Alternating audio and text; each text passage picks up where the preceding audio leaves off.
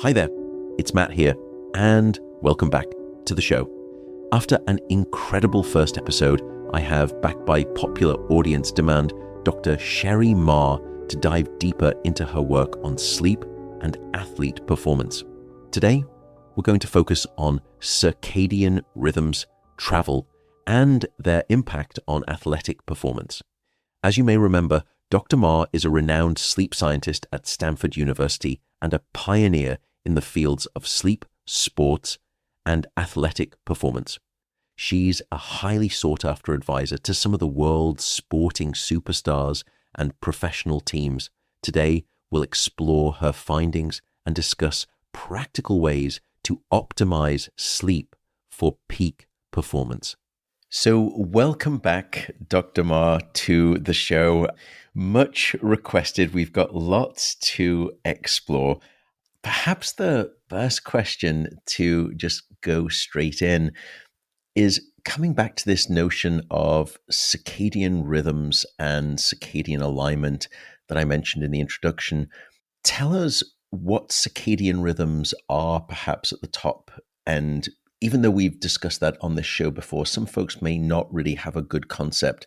And then once we understand what they are, why are they so important, especially for athletes? Sure. Well, excited to be back. Thank you for having me on again, and excited to dive a bit more into circadian rhythms and performance impacts. So, our body clock or our circadian rhythms, it's a natural 24-hour cycle that governs many functions from our sleep patterns to our core temperature to hormonal regulation and more. And maintaining that regularity is important that our bodies really crave to have the regulator to function well and reliably throughout the day. So when I think about it in the context of athletes who are trying to be at their peak performance, consistency is key. And you want to leverage specific times of the day as an athlete for optimizing your training and your performance. So what's interesting is that there is this unique window, typically around 4 to 8 p.m., where performance is enhanced. That's when world records are broken and people perform their best physically. Now, that special window is what you obviously, as an elite athlete, want to leverage when possible. And so that's a reason why our circadian rhythms are important to consider, especially in the context of when athletes have to travel. And then you have a desynchrony sometimes of your body clock, of your internal body clock with your external environment. So the travel direction can matter. How much time you have to adjust in new cities can play a role. As like one example of how this can play out is, for example, thinking about when you have timing of competitions. So we recently had the Olympics, and I had the pleasure and privilege to work with Katie Ledecky. And one of the things we had to consider is the timing of when she had Olympic finals. For Paris, it was a little bit more typical versus when we were considering for Tokyo. Finals were flip-flop. So in normal competition, prelims would be in the morning, finals would be in the evening time. But because of TV time and other scheduling decisions, it was flip-flopped. So actually, finals were in the morning now, and prelims were in the evening time. So we had to devise a way for her to feel like she could perform at peak, even though that wasn't typically the time that she had been accustomed to. So these are just several of the reasons why you want to think about the body clock for an elite athlete. And then you layer on chronotypes with this preference for some to be more early morning individuals and then others to be more evening owls. And that can also really impact when you make decisions about working out or even avoiding training at certain times so that it actually works to your favor. It's so interesting that you bring up the idea of chronotype, because I think this is when I've worked with professional athletes and teams, the understanding of what circadian rhythms are versus what chronotypes are confuses them greatly. And I can Mhm. understand why. And as you described there, the circadian rhythm is this 24-hour beautiful sort of, think of like a sinusoidal wave. You go up and you go down, and it just repeats every 24 hours. And we all have one. The difference, however, with circadian rhythms versus your chronotype, to me at least, is the fact that where your peak and your trough actually sit on the 24-hour clock face is different from one individual to the next. If they're a morning type versus an evening type, they both have a circadian rhythm. The circadian rhythm both rises and falls beautifully every 24 hours. It's just where that sinusoidal wave, as it were, is placed on the 24-hour clock face is different. And when you kind of finally get that through to individuals, and it's not an easy concept to disambiguate, then they start to realize, oh, this is why I'm able to just crush the training workouts when we do them in the evening. Whereas Steve, he can always just hit his maximum performance in the morning. And I can never do that. But he always struggles in the evening. And I didn't know why. And now I understand it's because of chronotype versus circadian rhythm. That's just one of the fascinating areas that I found that's been both an aha moment when they finally do get it, but prior to that, a really difficult challenge or at least a perplexing one before you try to break it down and explain it. Have you ever had that experience with folks in terms of disambiguating the two and helping them understand? Definitely. I think it's very enlightening for many individuals to realize that not every hour of the day is equal, right? Yes. Yeah. Yeah. Yeah. A lot of trainers, coaches, sports organizations think that, it's a puzzle and you're putting together all these pieces together, but every hour isn't created equal in my eyes, right? And there are Mhm. more optimal times to sleep, to take a nap, to train for that matter. And then when you dive into the chronotype discussion, that's also just, I think, incredibly enlightening for some to realize, okay, maybe I shouldn't train this athlete in the early morning, even though that's what he's been doing. And I just don't get a productive workout from him. He isn't efficient and he like struggles through it in the morning time. Maybe there is value of shifting that later to a late morning or an early afternoon lift. And in a very neat way, I have seen some coaches make these adjustments either on an individual level or on a team level, and been pleasantly happy with the outcomes. And I think you're right that when you're dealing with teams, it's a little bit more difficult. But I would certainly encourage any professional coach that is listening to do a chronotype test, a chronotype assessment. And there's a number that we can link to in the show notes, just so you understand the player that you're working with. And based on that, you can really try to help tailor when it is that you're trying to help individuals perform, train, learn, reevaluate, and also rest, refuel, sleep. It's such a dramatic factor in terms of how you would organize your coaching structure. But I don't think many of them are aware of it because people like me have probably not been vocal enough about it. Let's push that further because you did this fantastic study with professional football players looking at how circadian disruption, or what we call in the sleep field, circadian misalignment, results in certain changes in performance and aspects of risk regarding circadian disruption. Could you share a little bit about those findings? Because I think they will really bring to life this idea that we spoke about in our first show with you. We spoke about how sleep can impact performance, but tell us now how circadian disruption can impact performance. Sure. So this study was a follow-up study to what I believe is really termed as the Monday Night Football study that originally showed over 25 NFL seasons that if you look at the East Coast versus West Coast NFL team matchups, specifically during night games, over those 25 seasons, if you bet on the West Coast team, you would beat the Las Vegas point spread 68% of the time. That's huge. Can you Transparently just was, repeat that again? Because, yeah. and maybe explain a little bit about why the West Coast team versus the East Coast Mhm. team, because that statistic, I think about there's a writer who's also in Berkeley, which is the city I live in, and I teach at UC Berkeley, who I've had a couple of writing meetings with, a guy called Michael Lewis, and he's written lots of fantastic books. One of them was called Moneyball.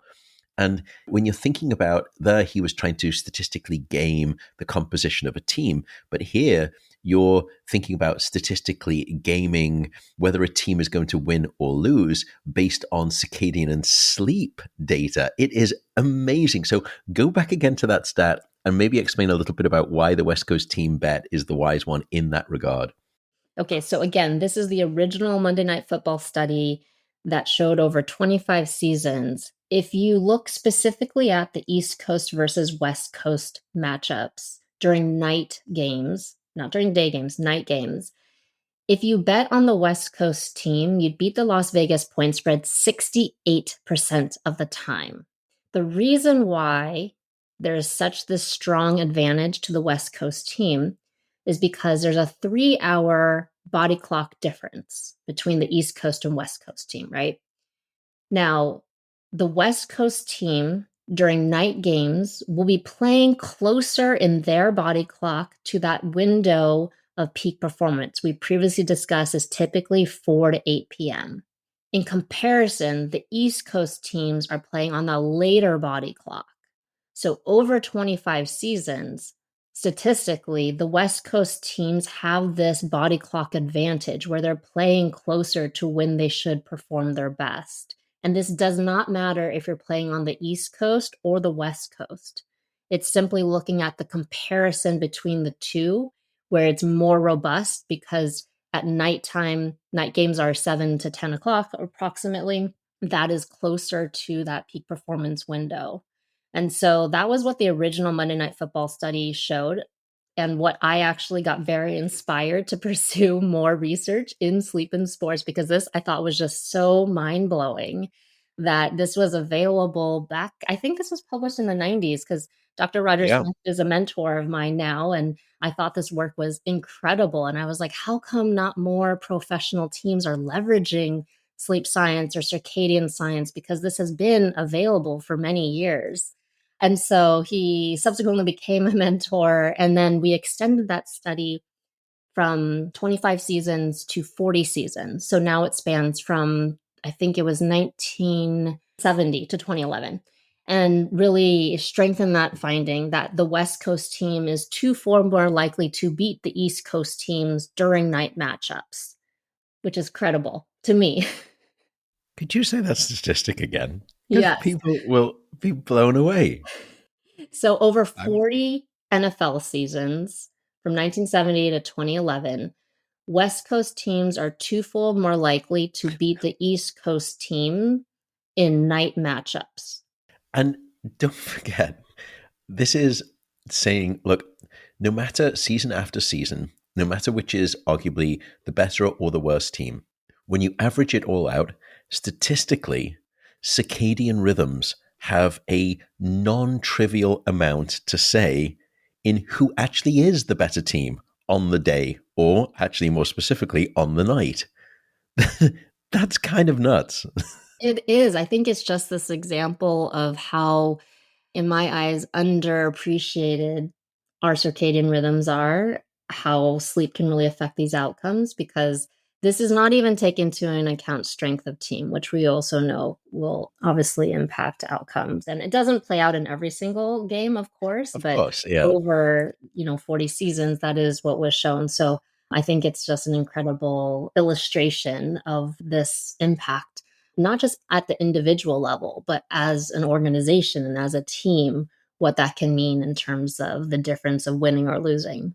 And also as if it's across multiple seasons as a dynasty in some ways. But if this, I mean, it's evidently demonstrably statistically provable, then the question then becomes mechanism in some ways. Exactly what's happening to an athlete's body, therefore, when their circadian rhythm is misaligned? How could that affect performance and therefore perhaps explain that higher level statistic that you've just been describing? I know that there's a lot to unpack there, but give us a couple of insights. Sure. I mean, I think this is complicated because there's obviously many factors physiologically and how you're being impacted by a desynchronized body clock. But the big picture is that when you have that misalignment, you often can feel jet lag, right? And we've all felt that sluggishness, feeling fatigued, feeling off because your internal body clock is desynchronized from your external environment. And this can impact everything from sleep patterns to cognitive performance, your physiology to physical performance. When we look at some of the literature of how jet lag can potentially increase risk for injury, there have been recommendations that we really don't advise maximal exercise on the first day when you are jet lagged. And so it can have implications on training strategies. You can also be very sleepy when you may be typically training. So trying to think about how this is going to impact your schedule for the first couple of days once you've crossed multiple time zones, and then ultimately on field performance. Now, I think the interesting part about jet lag is that you don't even have to get on an airplane to feel jet lag. And this is called social jet lag. And many of us, I think, have done this to ourselves on a late night out on Friday or Saturday where you shift your bedtime several hours later and then you shift your wake up time to try to get sufficient sleep on the weekend. But you can feel those same feelings. And that's that desynchrony as well, even without getting on an airplane. I think those are the areas that I try to counsel a lot of my athletes and teams about: how do we minimize jet lag when you do have to cross multiple time zones? How do we be smarter about the strategies, not just when you get to a new time zone, but what do you do in advance before you even get on the plane? So pre-flight, what you do in flight, and then what you do post-flight. So you're actually smarter about each of the trips and have strategies lined up so you can minimize the impact of that jet lag and ultimately make sure you're performing as optimally as possible. And this doesn't have to be for just the lead athlete. This can be just for someone who is trying to perform their best for a meeting or for a project, thinking about trying to utilize these same strategies and time it so you too can perform at your best when you need to. A partner and sponsor of today's podcast is Shopify. Let me share the link right away. Shopify.com/Matt Walker. As someone who spends his days researching sleep, the idea of selling merch felt, well, rather daunting. But I kept getting asked if I had t-shirts or gear. So I finally said, okay, Matt, get your act together and give it a try. And we have them coming. But the big question was, how on earth was someone like me, a scientist, going to get these items into your hands? Everyone said the same thing: use Shopify. It turns out, even me, an analog man in a digital world, was able to do it without any learning curve. Shopify is the commerce platform behind millions of businesses around the world and 10% of all e-commerce in the US. From household names like Mattel and Gymshark to brands just getting started. With hundreds of ready-to-use templates, you can build a really impressive online store that matches your brand style. Oh, and if you need artificial intelligence-powered help writing product descriptions or touching up images, Shopify's got that too. All of which is to say that if you're ready to sell, just try Shopify. So if you are interested, turn your business idea into reality with Shopify. Sign up for your $1 per month trial and start selling today at shopify.com/Matt Walker. Once more, that's shopify.com/Matt Walker.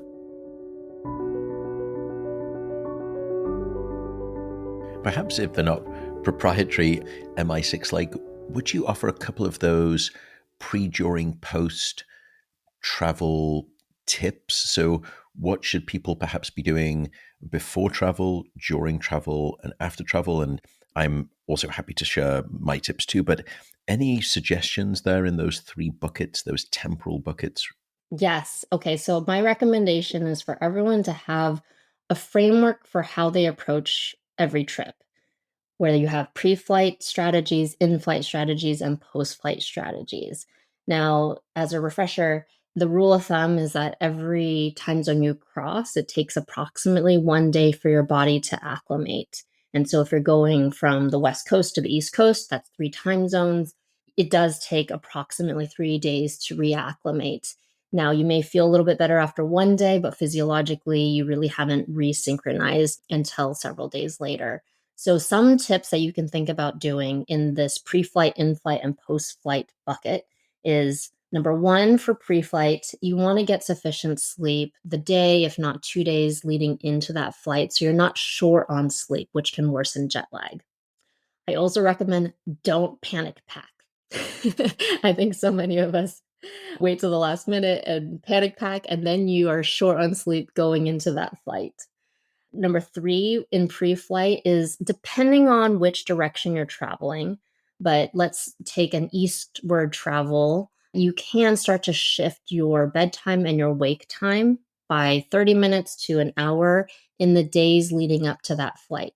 So instead of a 3 hour time shift going from the West Coast to the East Coast, if, for example, 2 days before you shifted your bedtime earlier by a half hour to an hour, and your wake up time half hour to hour, and then got sunlight to reinforce that in your body clock in the morning time. If you did that for 2 days, then by the time you actually get on the flight and arrive to the East Coast, you would have actually shifted your clock already a time zone or two. And then you only have maybe one time zone left to adapt. And so that's a much better place than trying to do three time zones.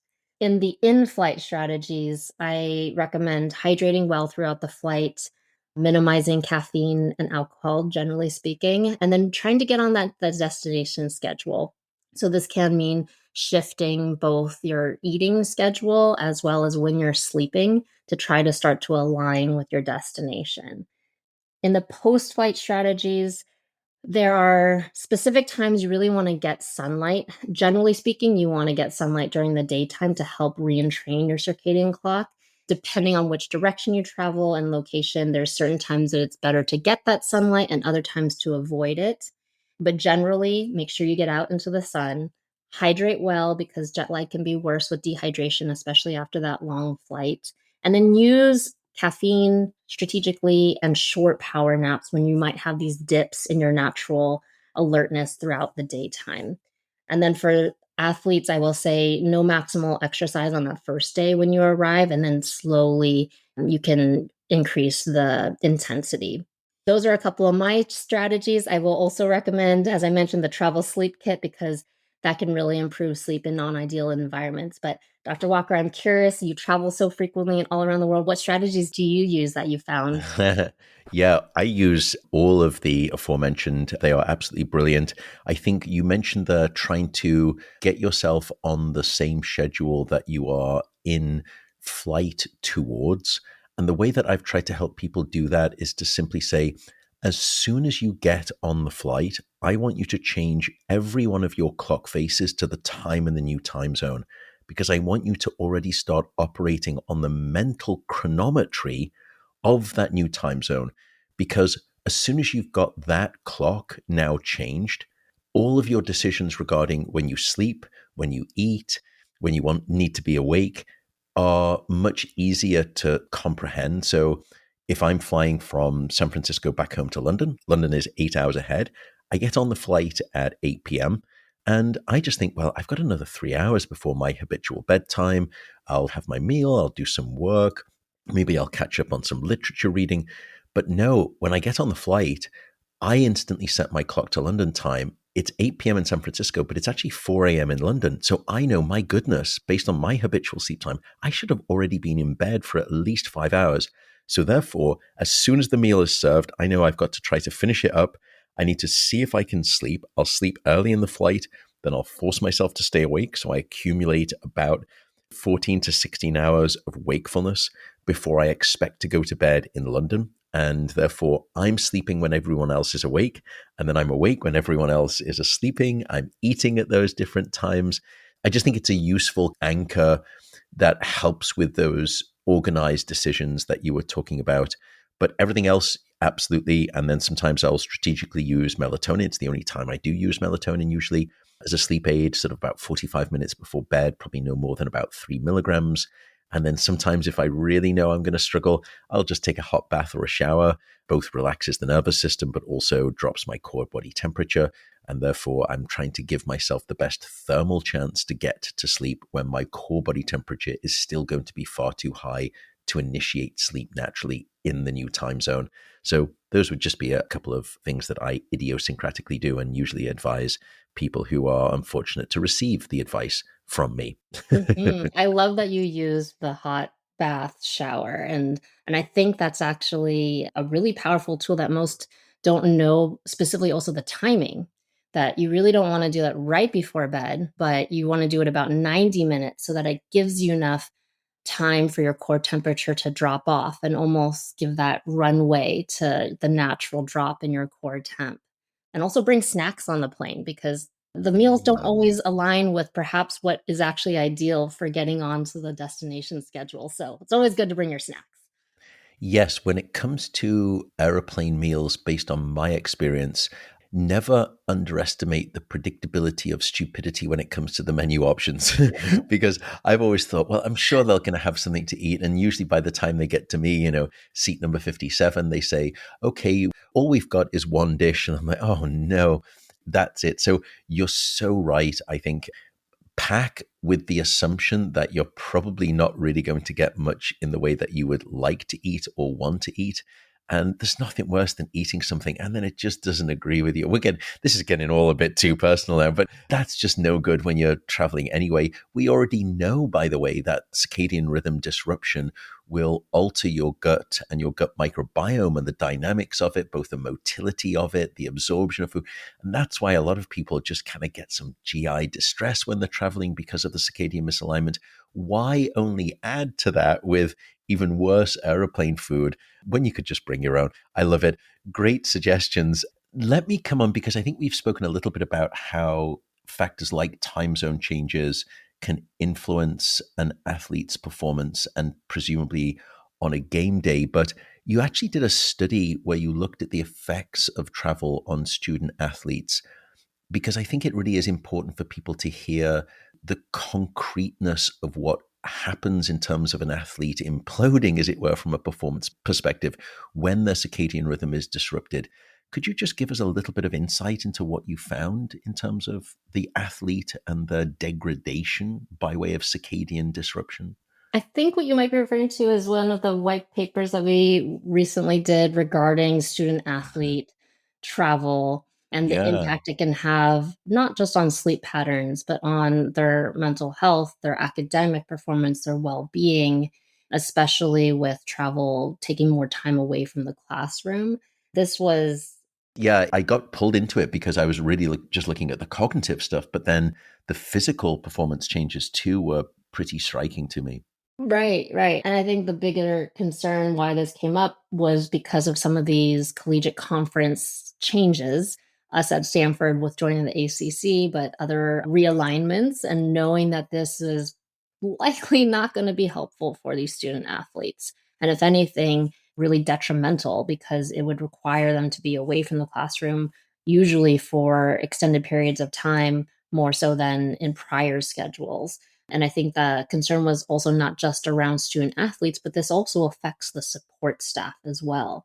So this was at least to bring more attention and awareness that from a sleep and circadian perspective, this is not something that we really are excited to see. And I think there's more to come of how this is really going to affect student athletes because of these new conference realignments.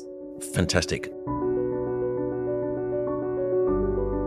A long-standing partner of today's podcast is Element, spelled LMNT. Element is a sugar-free electrolyte mix.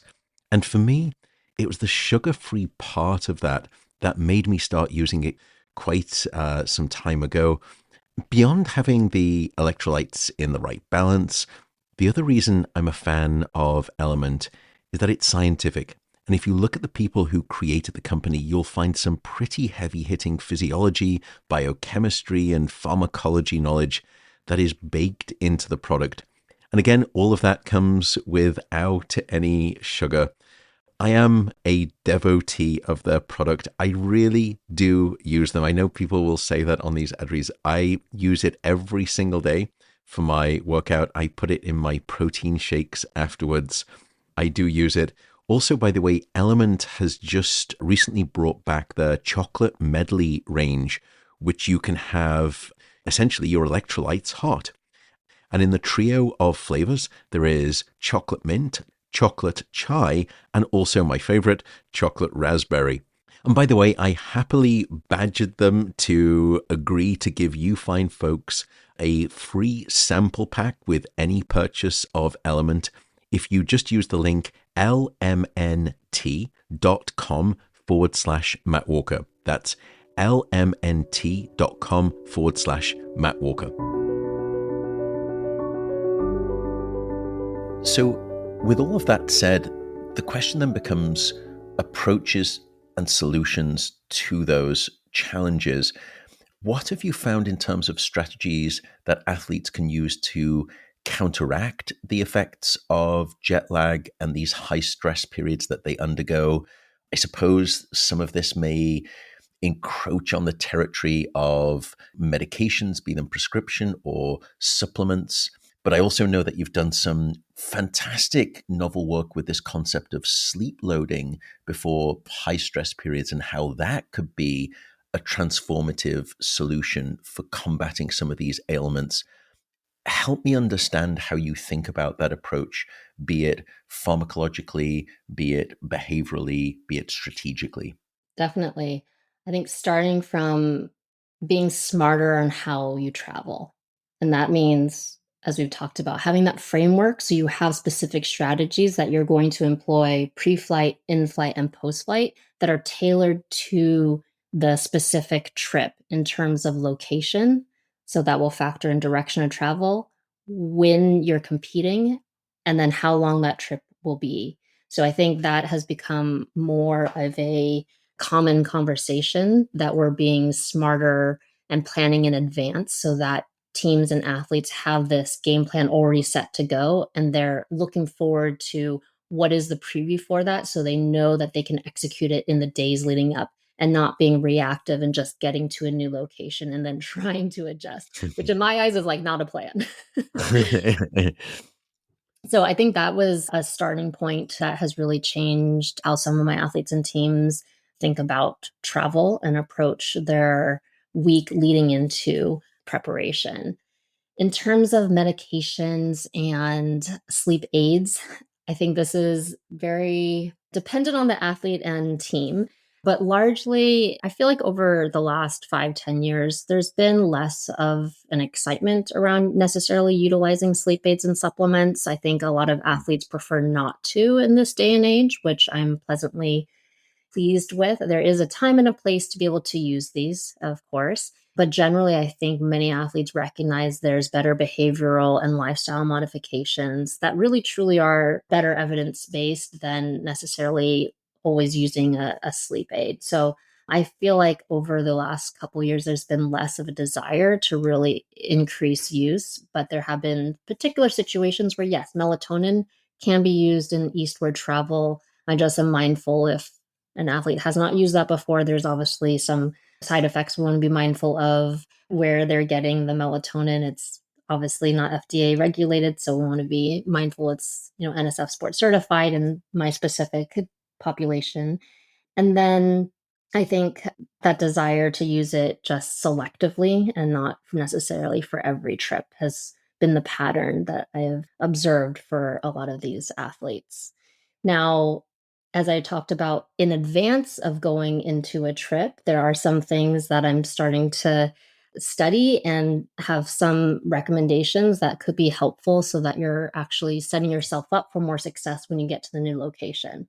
So, one example is this concept of sleep loading before an acute period where you might be in a sleep deprived night or in a high stress period.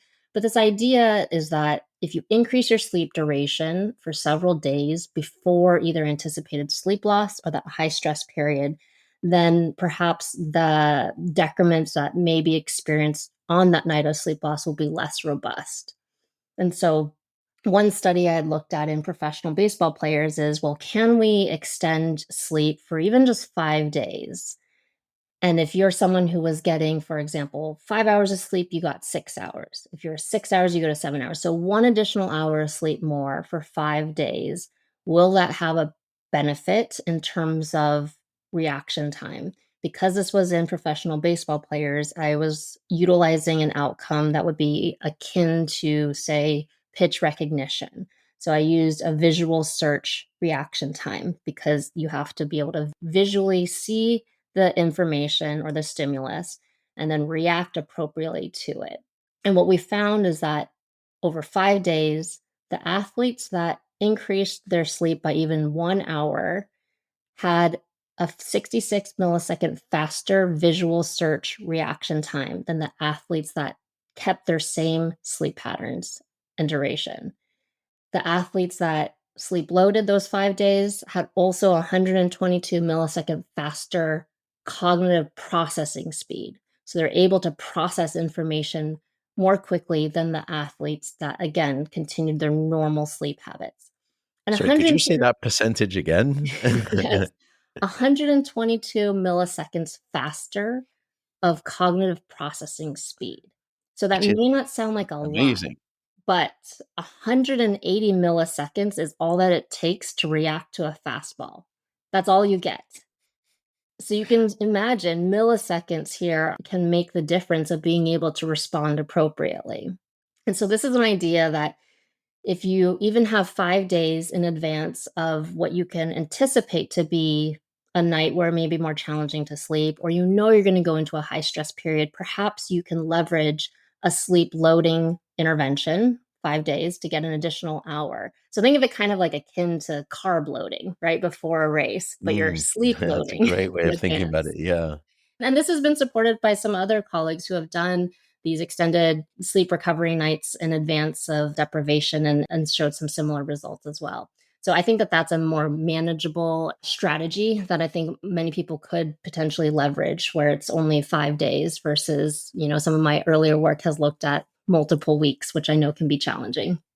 I think it's a really fascinating concept. And I know that I've previously spoken about sleep perhaps not necessarily being like the bank, in that you may not be able to, for certain functions of the brain, let's say for learning and memory, that you can't accumulate a debt and then try to repay it at the weekend. You can't sort of, short sleep during the weekend and hope to pay it off at the weekend.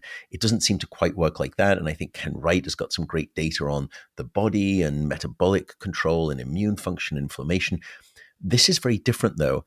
And it's different in a hard way to grasp, but let me see if I can describe it. It's one thing to go into a debt and then try to pay back that debt with sleep at a later time. Your version is so elegant because it's the reverse. It's saying, when I know I am subsequently going to go into a debt, can I build up some sleep credit, which I can then spend as I'm facing that debt at a later point in time? And it therefore makes the impact of that hit of sleep deprivation less painful in terms of performance than it would otherwise if I didn't have some accrued credit in the system. So one is paying back debt that you've accumulated. The other is building up credit to spend it when you go into debt beforehand.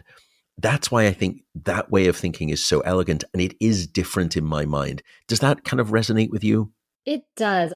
I appreciate how you've eloquently tried to state the difference because it can be the nuances are quite interesting, I think, from a research standpoint, actually, of which perspective are we looking at this sleep extension, right? Is it paying back the debt or is it, I guess I don't like to say that you're necessarily banking that you can always pull from it, but you're giving yourself a stronger foundation for which you can absorb more of that acute stressor and the impact on performance decrements will not be as robust because you have built that stronger foundation of more sufficient sleep in advance of it.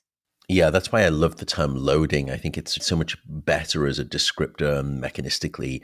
And I suppose in truth, many of these things that we're talking about, even sleep loading and all of the tricks that you were talking about when you're traveling and you're facing circadian rhythm misalignment, keeping your bedroom in a particular way, like a cave, cold, dark, quiet, are many of these things applicable beyond athletes to folks, for example, like shift workers or people with irregular schedules? Can they take home some of the same messages here, do you think?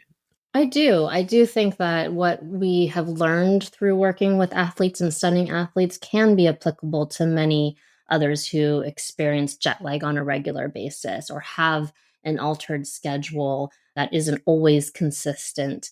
And utilizing some of these countermeasures and strategies, I really do think can translate to many more individuals who also are in similar situations. I think the challenging part is many people don't realize how long some of these changes can take to resynchronize your body clock, or don't really have as intentional strategies in place for when they're on the road and traveling over these flights. So I think that's a area definitely that many more people can leverage from hopefully listening to this podcast and others, is taking the reins into your own hands, like being more proactive with how you approach not just your travel, but also your sleep on a regular basis. And you might just be really surprised on how much better your sleep is, how better travel can be, and ultimately how you function. A partner for today's episode is AG1. What is AG1? AG1 is a nutritional drink, and it contains a whole constellation of antioxidants, biotics, minerals, essential vitamins. It's a long list, but you get the the comprehensive picture, let's say. I've never been interested in fads or quick fixes with diets. It just doesn't work.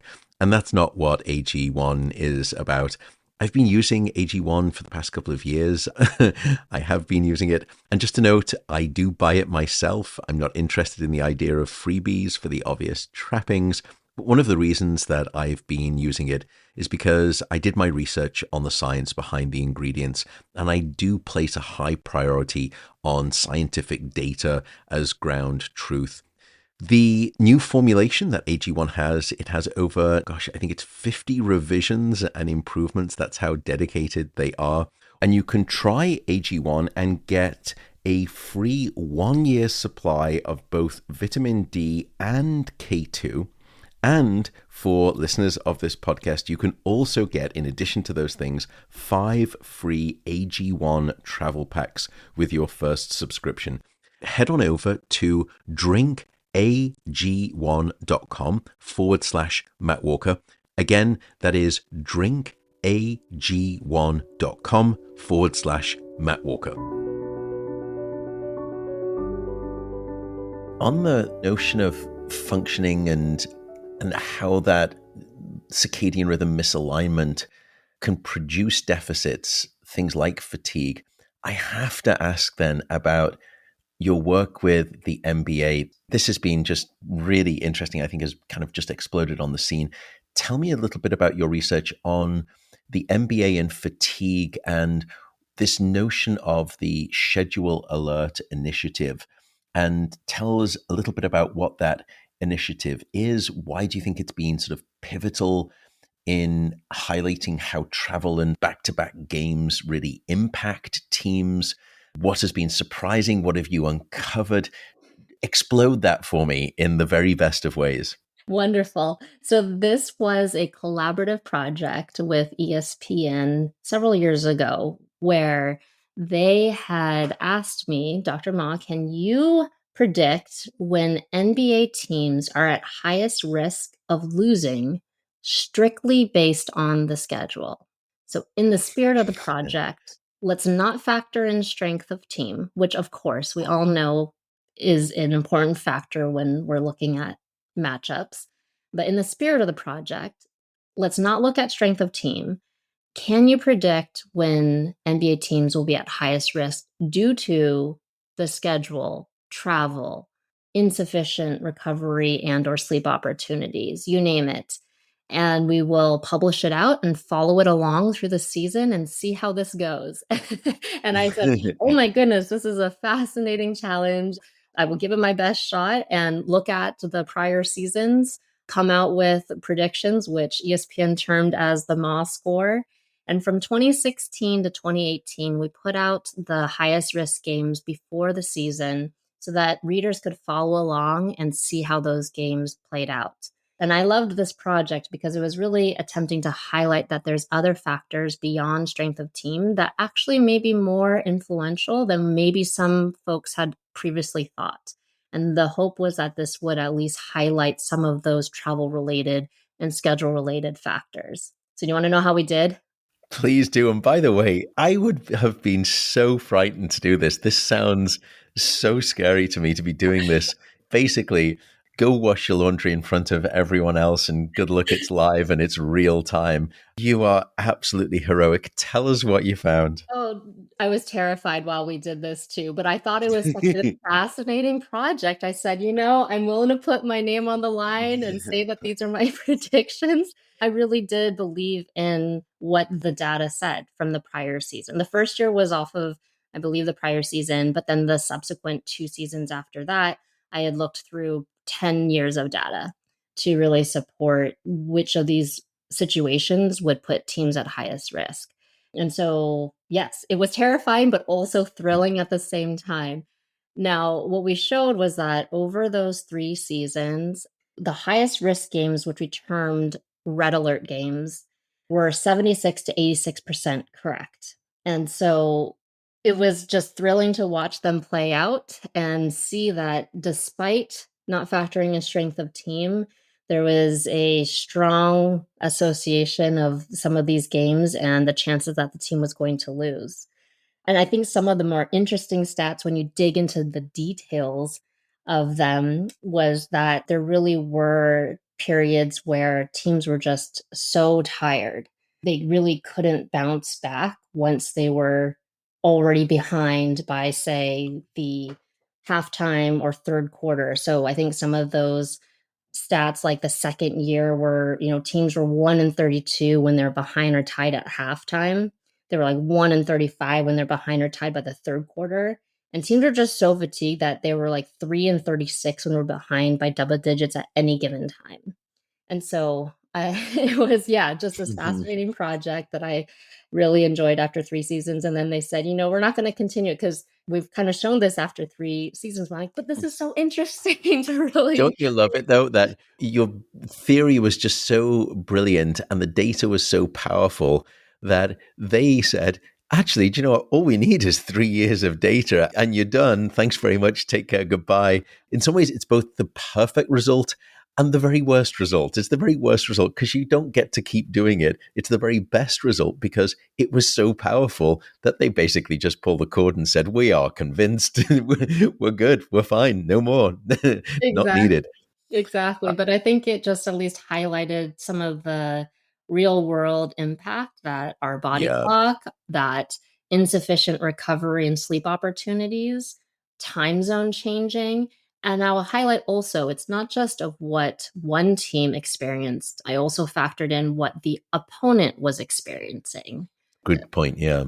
And so the combination of these factors may actually be more influential than perhaps we always give credit to. And I think this may have influenced some teams and how they then considered travel strategies or perhaps how the league responded, because in subsequent years, the NBA did continue to improve the schedule. And I do give them credit for trying to reduce, for example, the number of 4 games in 5 nights. We know that from a game density, those were often very challenging. Or they reduced the travel by about 8% in the last 10 years for teams. They took and reduced the number of back-to-back games that were down, I believe, 30% from about 10 years ago. They increased the number of days off and making sure that they at least get a day off between games where they're traveling more than one time zone. And then had other constraints around back-to-back games in particular. So I do credit, the NBA for trying to make some adjustments along the way as there's been more research. There's projects like these that have come to light that perhaps the rest and recovery is an important factor to consider. And so much so, I will point out that I think at some point along the way, the commissioner even said, Adam Silver attention, there's like no bigger issue than this whole resting issue, because Yeah. the DNP or did not play because you're resting, not because you're injured, but because there's a choice by teams to rest players, became such this explosion, to be Yeah. honest. There was a need for more attention to load management, and teams have responded differently to this. But I think just the understanding and recognition that the rest, recovery, sleep, and travel is real, and we need to respect and be able to better support our athletes' health and wellness in this way. You're kind to sort of give credit, I think, to the NBA, rightly so, for them recognizing science and actually transacting changes on the basis of it.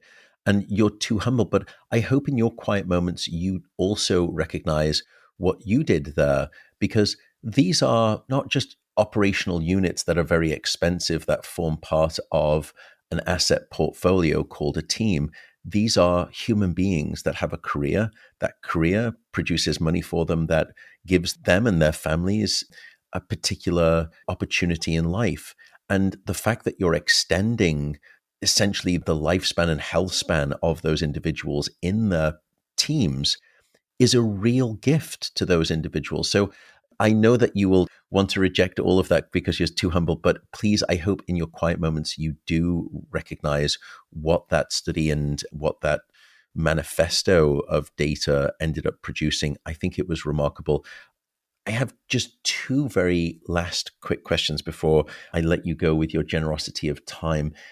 For athletes who very clearly, through either the way that life gets in the way, family gets in the way, whether it's the way that the teams are structuring their games or the organizations are, and they can't maintain a consistent schedule, are there any specific habits or practices that can help them mitigate against these inconsistent sleep schedules? I know we've spoken about some of them, but any final thoughts there just to impress upon people as a back pocket set of tips? Definitely. I think that inconsistency in our sleep schedule is so common for everyone. But I would actually start with determining why is it inconsistent, right? Is Mm, it because there's a different schedule on weekdays versus weekends? Is it that there is challenges in the evening time that prevent someone from having that regular bedtime? And so just taking a moment to actually uncover what it is that is contributing to the inconsistency, because then we can actually go after, well, what are the interventions to at least improve? Maybe it won't be perfect, but improve the ability to at least narrow your bedtime window or your wake time window. So there's a little bit more consistency along the way. And again, it's all about small steps. So if you're someone, for example, who has a 3 hour bedtime window, sometimes it ends up being 9 o'clock bedtime, other nights it's midnight.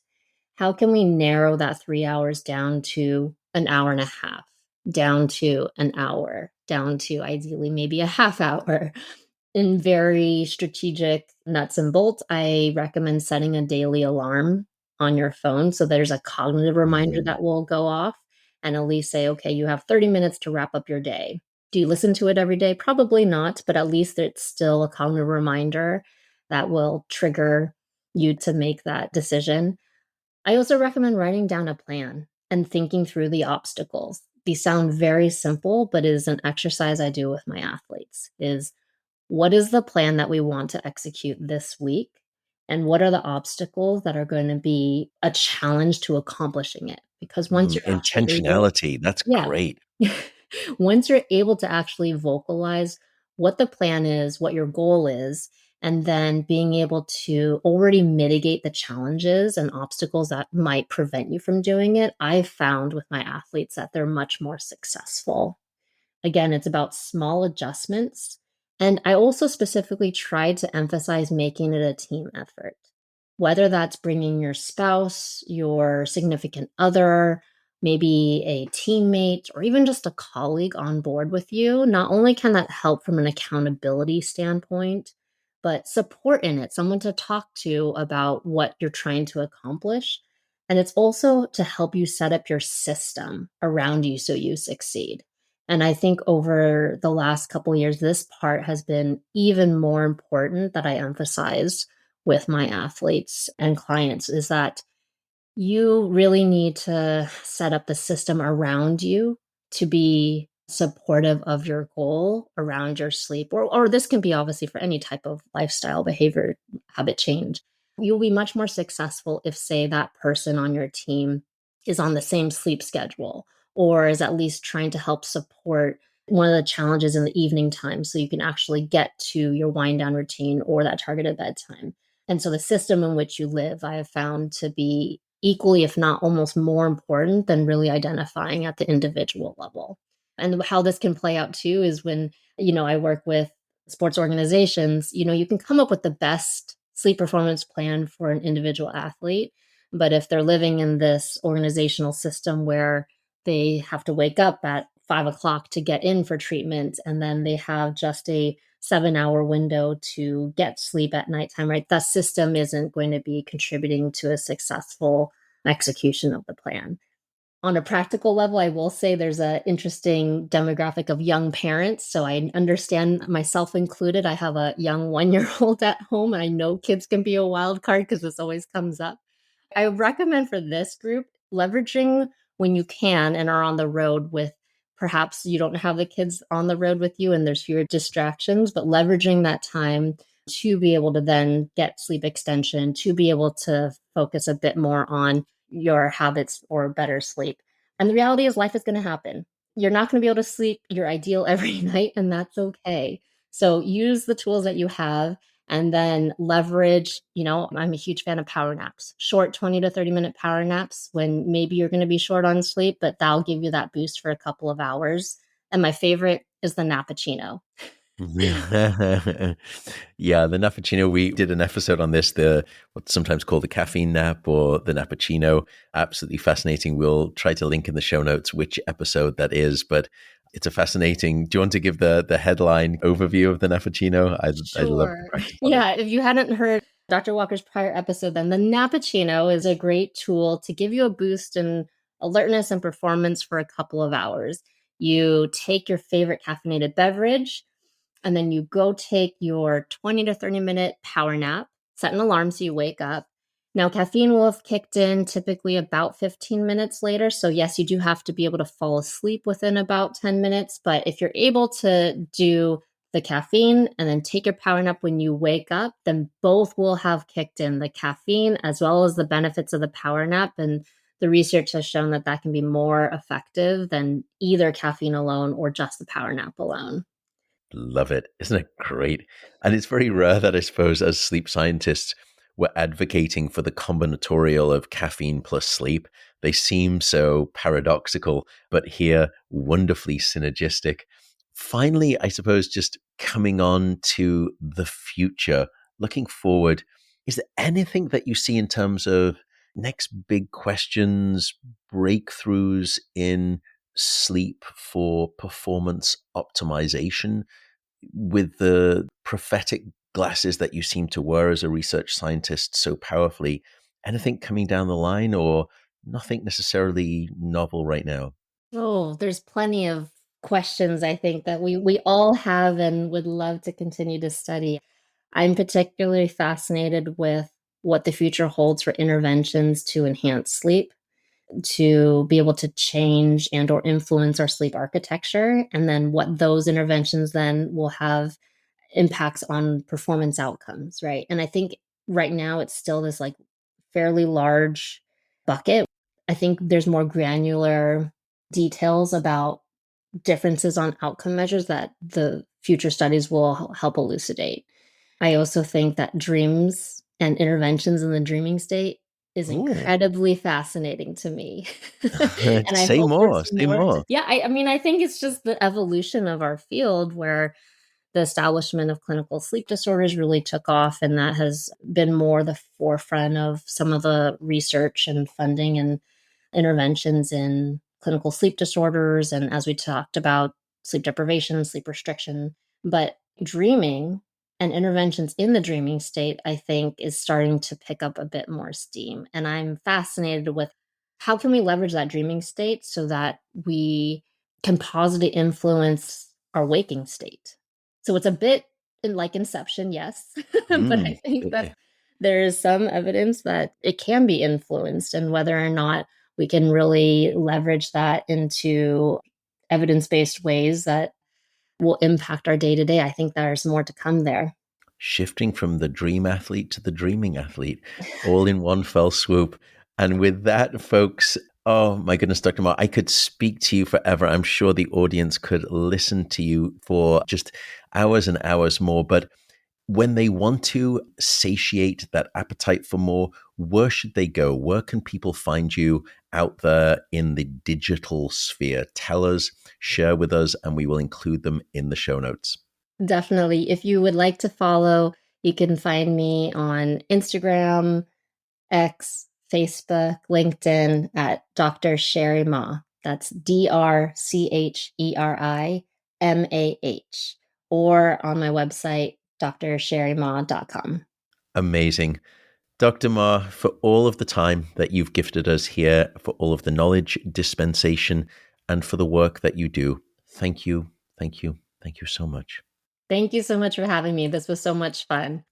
Okay, folks, take care. We will see you in the next episode. And from the two of us, we wish you a good night of sleep. Bye for now. Sleep well.